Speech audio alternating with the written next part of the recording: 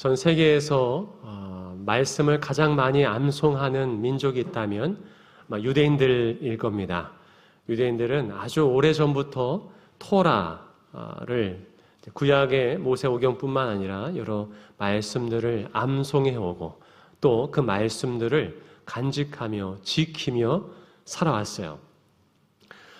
그도 그럴 것이 그들의 조상이라고 하는, 믿음의 조상이라고 하는 아브라함도 보면 하나님의 말씀을 의지하여 그 가나안 땅으로 이동하였고 또 그 후손들도 항상 하나님의 말씀을 의지하였다는 것을 우리는 알 수 있습니다. 하나님께서는 우리들에게 또 이스라엘 백성들에게 그 말씀을 전하시고자 하나님의 사람을 먼저 택하시고 그에게 말씀을 들려주시죠. 그렇게 하나님의 말씀을 들었던 하나님의 사람들이 또 많은 이스라엘 백성들에게 자신이 들었던 하나님의 말씀을 전합니다. 그리고 그 말씀을 마음에 새기고 또 가정에 돌아가서 자녀들에게 가르쳤던 거예요. 신명기 6장 4절부터 9절 말씀을 보면 이렇게 말씀하십니다. 이스라엘에 들으라. 우리 하나님 여호와는 오직 유일한 여호와시니 너는 마음을 다하고 뜻을 다하고 힘을 다하여 내 하나님 여호와를 사랑하라. 오늘 내가 내게 명하는 이 말씀을 너는 마음에 새기고 내 자녀에게 부지런히 가르치며 집에 앉았을 때에든지 길을 갈 때에든지 누워있을 때에든지 일어날 때에든지 이 말씀을 강론할 것이며 너는 또 그것을 내 손목에 메어 기호를 삼으며 내 미간에 붙여 표로 삼고 또 내 집 문설주와 바깥문에 기록할지니라. 아멘. 하나님께서는요, 이 말씀을 그냥 듣고 끝내는 것이 아니라 내 자녀들에게 부지런히 가르치며 집에 앉았을 때든지 일어날 때든지 길을 갈 때든지 계속해서 이 말씀을 강론하라 라고 말씀하십니다. 더불어서 그 말씀을 내 손목에 메어 기호로 삼고 내 미간에 붙여 표로 삼으며 내 집 문설주와 바깥문에 기록할지니라. 사방 어디에 다 말씀을 붙여서 기록해서 항상 말씀을 잊어버리지 않도록 그 말씀을 표시하고 또한 암송하고 간직하라는 것이죠. 그래서 오늘날까지도 이스라엘 백성들은 오직 그 말씀을 붙잡고 그 신앙의 전통과 자신들의 정체성을 이어오고 있는 거예요.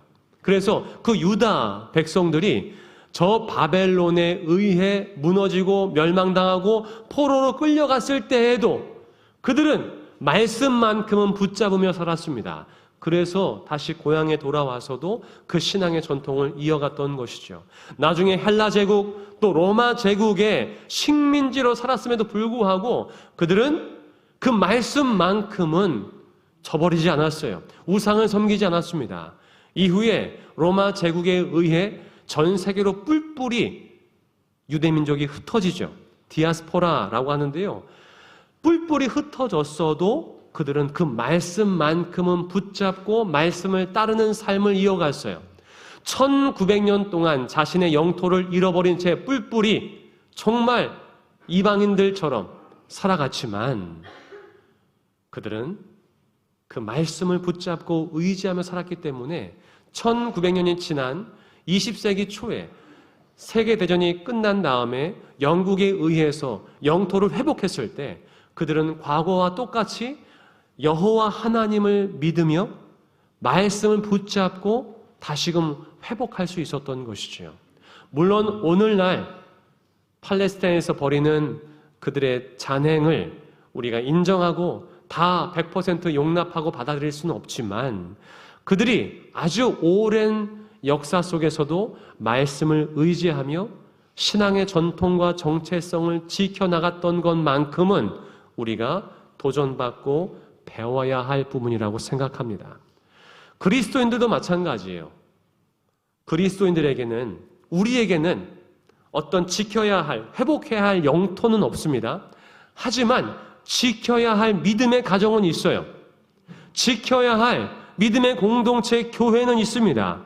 그래서 이 교회의 역사 속에서도 수많은 믿음의 사람들이 말씀을 의지하여 수많은 박해 속에서도 그들의 정체성과 믿음의 전통을 이어갔단 말이에요. 그것은 오늘날에도 마찬가지입니다. 요한복음 1장 14절에서는 이렇게 기록합니다. 말씀이 육신이 되어 우리 가운데 거하심에 우리가 그 영광을 보니 아버지의 독생자의 영광이요 은혜와 진리가 충만하더라. 지난 목요일이 성탄절이었습니다. 말씀이 육신이 되어 오신 분이 예수님이세요. 그렇기 때문에 오늘날 우리 눈에 보이지 않는 예수님을 믿고 따르기 위해서는 무엇을 의지해야 되느냐? 말씀을 의지하는 거예요. 왜냐하면 말씀이 곧 예수님이시기 때문입니다. 요한복음 1장 1절에서는 태초에 말씀이 계시니라, 이 말씀이 하나님과 함께 계셨으니 이 말씀은 곧 하나님이시니라. 로고스를 말하는 건데, 우리가 보이지 않는 하나님을 어떻게 믿고 따르느냐? 바로 말씀을 믿고 의지하며 따를 때 우리는 이 세상 속에서 참되게 하나님과 예수 그리스도를 믿고 따르게 된다는 것이죠.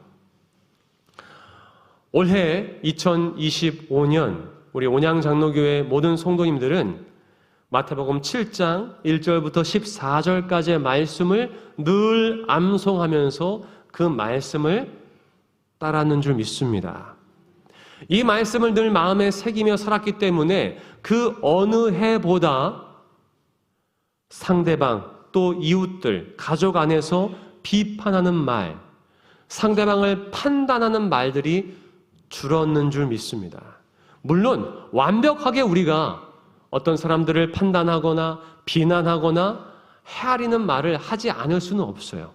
우리도 인간인지라 나도 모르게 불쑥불쑥 누군가를 비난하는 말, 비판하는 말들이 불쑥불쑥 나오겠지만 올 한 해 우리가 비판을 받지 아니하려거든 비판하지 말라. 너희가 비판하는 그 비판으로 너희가 비판을 받을 것이요 너희가 헤아리는 그 헤아림으로 너희가 헤아림을 받을 것이니라 라는 말씀을 새겼다면 그 어느 시기보다 올해만큼은 우리 입술에서 누군가를 정죄하고 누군가를 비판하고 누군가를 판단하고 헤아리는 일들이 줄었는 줄 믿습니다.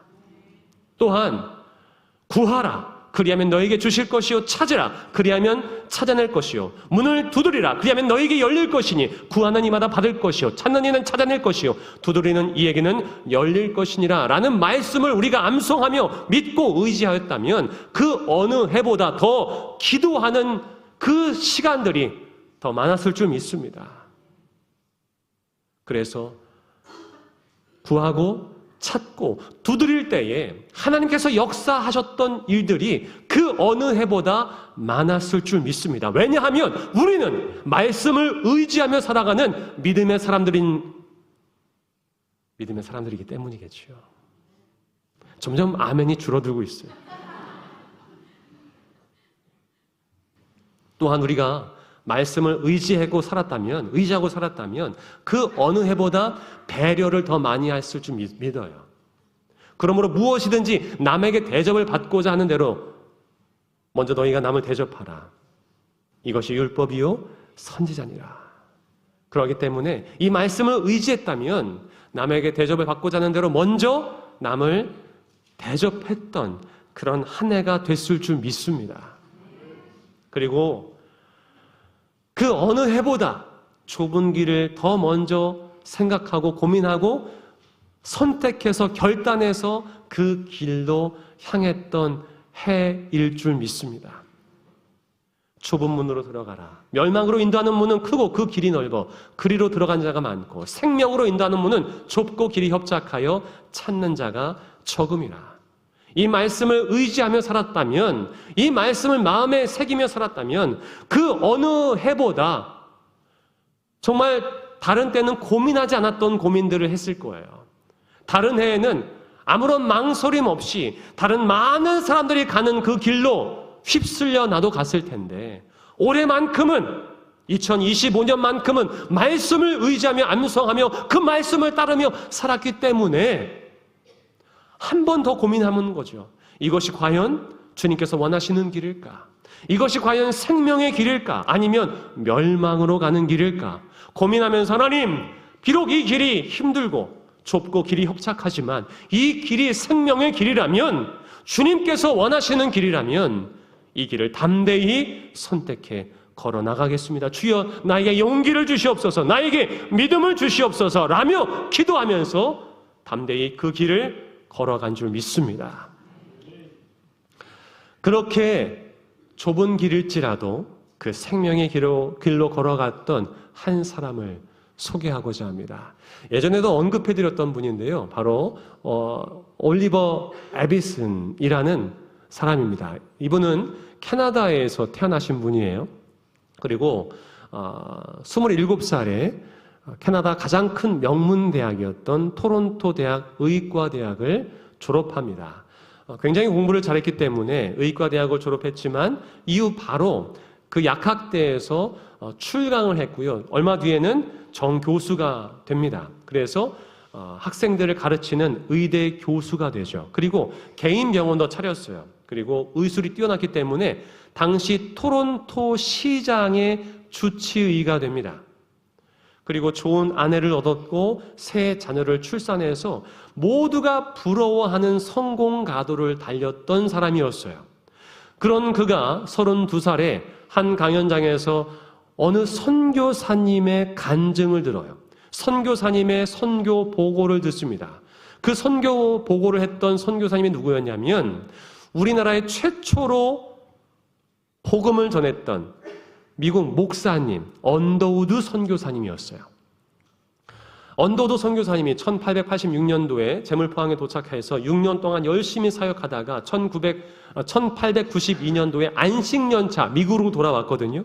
그리고 미국에서만 간증을 했던 것이 아니라 저 위로 캐나다까지 가서 많은 교인들에게 선교 보고를 하고 아무도 가보지 못한 저 조선 땅의 상황들에 대해서 또한 안타까운 상황 속에 역사하시는 하나님의 은혜를 선포했던 것이죠. 그때 언더우드 선교사님의 그 간증과 선교 보고를 들었던 많은 사람들이 뜨거운 감동과 눈물을 흘렸다고 합니다. 그 중에 한 사람이 에비슨 선교사님이었어요. 아마도 언더우드 선교사님은 이렇게 도전을 주었을 거예요. 여러분 중에 저와 같이 하나님의 사랑을 품고 저 조선 땅에 가서 예수 그리스도의 사랑을 전하실 분 안 계십니까? 저와 함께 저 조선 땅에서 예수 그리스도의 사랑을 전하실 분 안 계십니까? 아마 이러한 도전을 주었을 것 같아요. 그때 에비슨이 응답하는 거예요. 하나님, 제가 가겠습니다. 저를 보내소서. 이런 지금 에비슨이 누구라고요? 당시 가장 큰 성공 가도를 달리고 있었던 의사였어요. 토론토에서 가장 잘 나가는 의사. 토론토 대학 의과대학 교수. 그가 하나님의 부르심 앞에, 도전 앞에 반응하는 거예요. 하나님, 그것이 생명의 길이라면 제가 그 길을 걸어가겠습니다. 아내를 설득하고 새 자녀와 함께 짐을 쌉니다. 그래서 1893년도에 토론토항을 출발해서 캐나다를 출발해서 부산항에 40일 동안 태평양을 건너서 힘겹게 부산항에 도착해서 다시 이어서 제물포항으로 가죠. 2달이 걸렸다고 합니다. 2달. 그리고 의술을 펼치는 거예요. 사랑을 펼치는 거예요. 이미 조선 땅에서 선교를 하고 있었던 사람들은 이 에비슨 선교사님이 오는 것을 무척 반겨했을 거예요. 왜냐하면 물론 의사 선교사님들도 계셨지만 에비슨 같이 뛰어난 의사 선생님은 안 계셨거든요. 그래서 먼저 도착해서 의술을 펼쳤던 선교사님들이 고종 황제에게 추천을 해서요. 고종 황제의 주치의가 돼요. 이 에비슨 선교사님이. 그래서 황제를 치료하는 의사가 됩니다. 그리고 고종 황제가 이제 에비슨 선교사의 제안을 받아들여서 제중원을 차리게 합니다. 병원을 만드는 거예요. 병원을 만들어서 그 제중원의 초대 원장으로 에비슨이 되는 거예요. 그런데 더 놀라운 것은 고종 황제의 주치의였지만 백정이 아프면요. 백정 마을에 가서 백정을 고쳐주었어요. 노비일지라도 백정일지라도 몸이 아프면 고쳐주는 거예요. 그의 살을 만지고 몸을 만지고 그의 집에 찾아가는 거죠. 그 전까지 어떤 조선의 양반도 그러한 적이 없어요. 그런 에비슨의 모습에 수많은 조선 사람들이 감동을 받습니다. 아, 저 눈이 파란, 머리가 노란 저 외국인들이 단순히 어떤 사상을 가르치려고 우리나라에 온 것이 아니구나. 저들이 전하고자 하는 것은 그들의 믿는 하나님의 사랑이구나. 그들의 삶의 모습을 보고요, 조선 사람들이 마음이 활짝 열려서 그들이 전하는 복음을 받아들이기 시작한 거예요.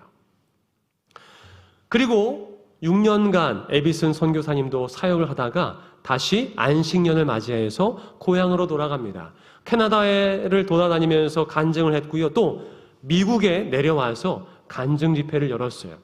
어느 날은 카네기 홀에서 자신이 조선에서 겪었던 수많은 하나님의 역사들을 간증했습니다. 근데 그 자리에 누가 있었냐면 한 석유 회사의 창립자가 앉아 있었어요. 그가 누구냐면 루이스 헨리 세버런스였습니다. 루이스 헨리 세버런스라는 석유회사 창립자가 그곳에 앉아 있는데 에비슨 선교사의 간증과 선교 보고에 큰 감동을 받은 거예요.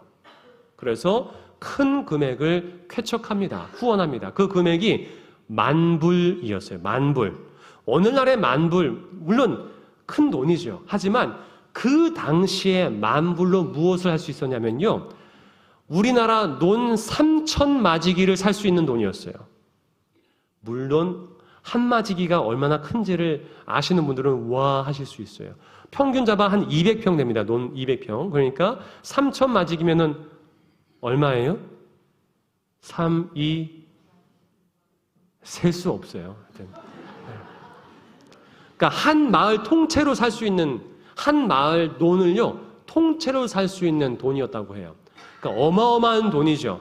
자, 이 후원금을 받아다가 이 에비스는 제중원, 한옥으로 지어진 제중원을요, 근대식 병원으로 신축합니다. 그래서 근대식 병원이 처음으로 세워진 거예요. 그리고 이후에 근대식 병원으로 세워진 제중원의 이름을 후원자의 이름으로 개명을 합니다. 그래서 제중원이 어떤 이름으로 변했냐면은 이 세버런스의 이름을 따서 세브란스라는 이름으로 병원 이름이 바뀌게 돼요. 오늘날의 세브란스 병원의 시초가 되는 겁니다. 그리고 이곳에서 수많은 후학들이 양성되었고 7명의 의사가 배출되고 그 이후부터 수많은 의사들이 배출되기 시작한 거예요. 오늘날 대한민국의 의학이 발달될 수 있었던 이유는 바로 이 에비슨의 헌신적인 노력 때문이었다는 거예요. 그리고 언더우드 선교사와 합작하여서 세브란스 병원, 또 이후에 기독학교, 이것이 연세대학교로 바뀌게 되죠. 그리고 2대 교장으로 18년간 근무하고요. 언더우드가 이제 하나님의 부르심을 받고 언더우드 형님이 있었어요. 큰 사업을 했는데 언더우드 형님께서 보내주신 후원금을 가지고 에비슨 선교사가 교장일 때 지금의 연세대학교 일대를 다 산 거예요. 지금의 연세대학교 일대를, 토지를 다 산 것이 에비슨이 교장일 때 했던 사업입니다. 이만큼 놀라운 일들을 하나님의 은혜 가운데 했던 거예요.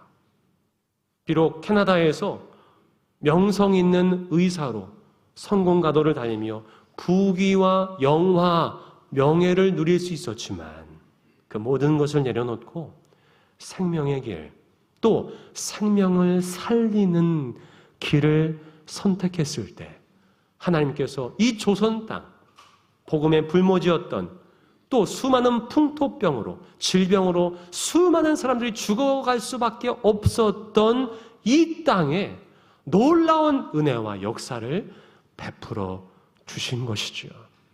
그렇게 말씀을 의지해서 좁은 문, 좁은 길일지라도 생명의 길을 선택한 사람들을 통해서 오늘날까지 수많은 역사들이 이어온 줄 믿습니다.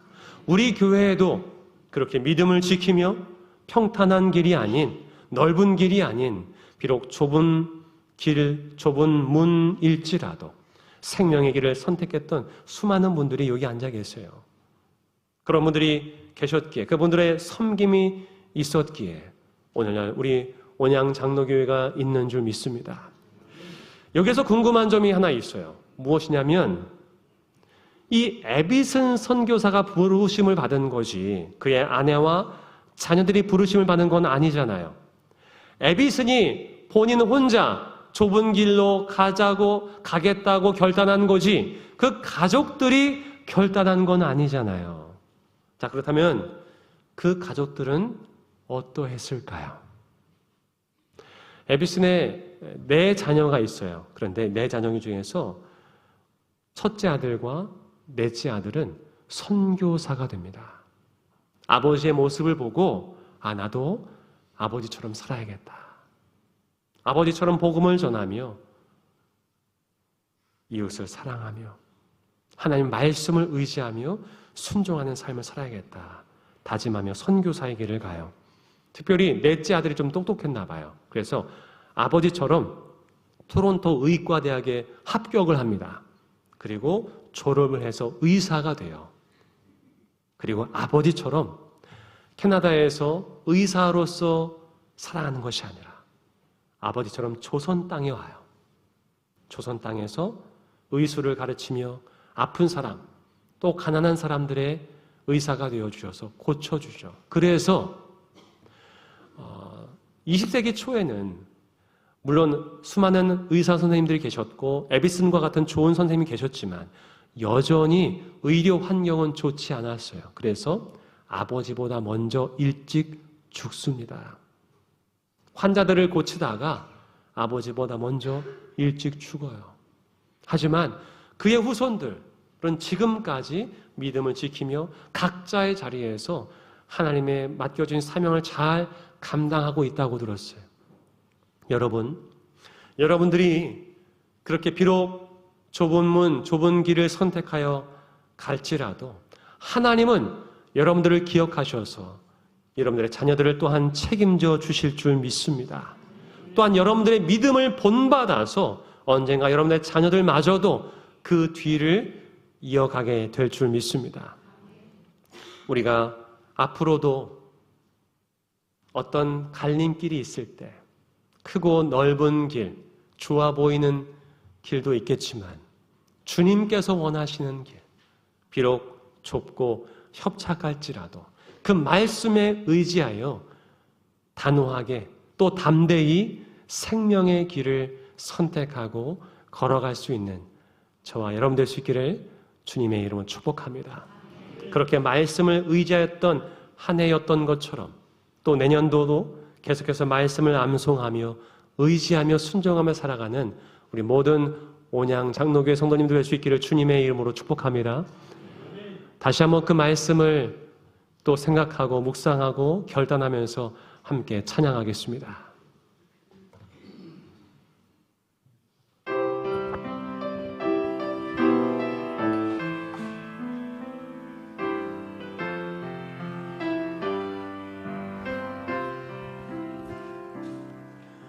주님 다시 오실 때까지 나는 이 길을 가리라. 좁은 문, 좁은 길, 나의 십자가 지고 나의 가는 이 길 끝에서 나는 주님을 보리라. 영광의 내 주님 나를 맞아주시리. 주님 다시 오실 때까지 나는 일어나 달려가리라. 주의 영광 온 땅 덮을 때 나는 일어나 노래하리. 내 삶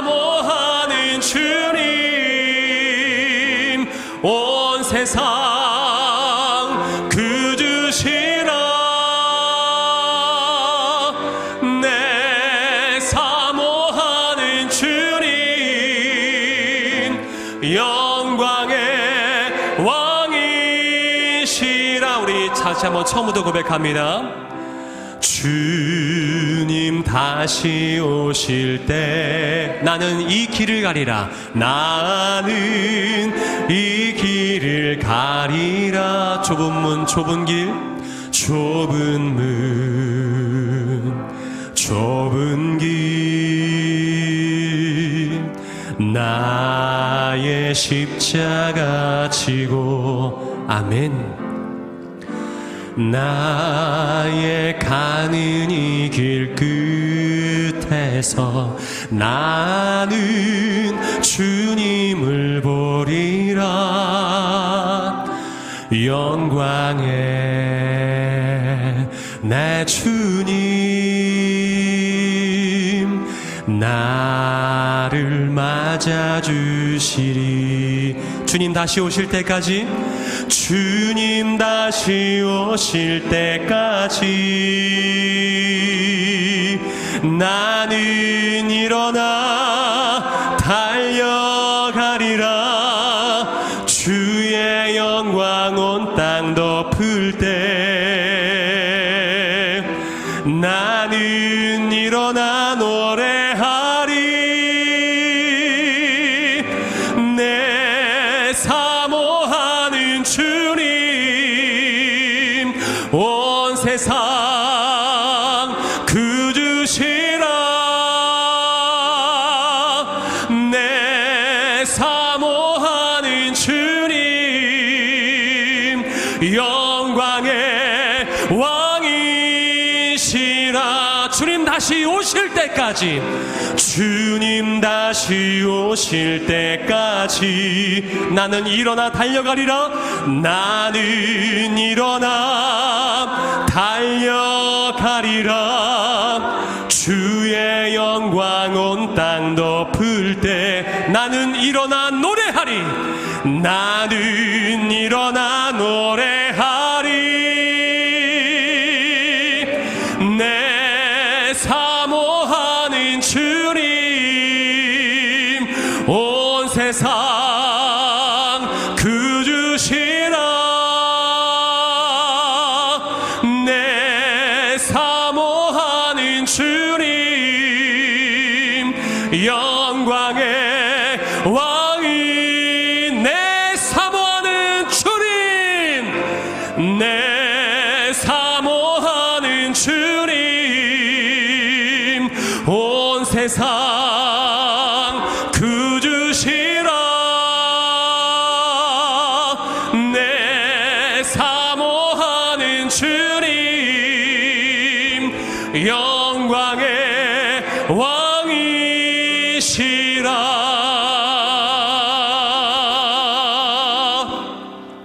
사랑의 주 하나님, 우리가 주님 다시 오실 때까지 비록 좁은 문 좁은 길일지라도 그 생명의 길을 끝까지 걷게 하옵소서. 어떠한 환난과 어려움이 있을지라도, 우리가 넘어지거나 때로는 쓰러질지라도 주님 다시금 우리의 손을 붙잡고 일으켜 세워주시사 그 믿음의 길을, 그 생명의 길을, 그 사랑의 길을 계속해서 담대히 걸어가게 도와주시옵소서. 그리할 때 마지막에 주님 그 나팔 소리에 울릴 때에 주님께서 두 팔 벌려 착하고 충성된 종아 잘하였도다라고 말씀하시며 우리를 안아주실 줄 믿사오니 그 영광을 바라며 오늘도 내일도 또 내년에도 그 길을 걷는 우리 모든 성도님들을 기억하시며 축복해 주옵소서. 우리 주 예수 그리스도의 이름으로 기도하옵나이다. 아멘.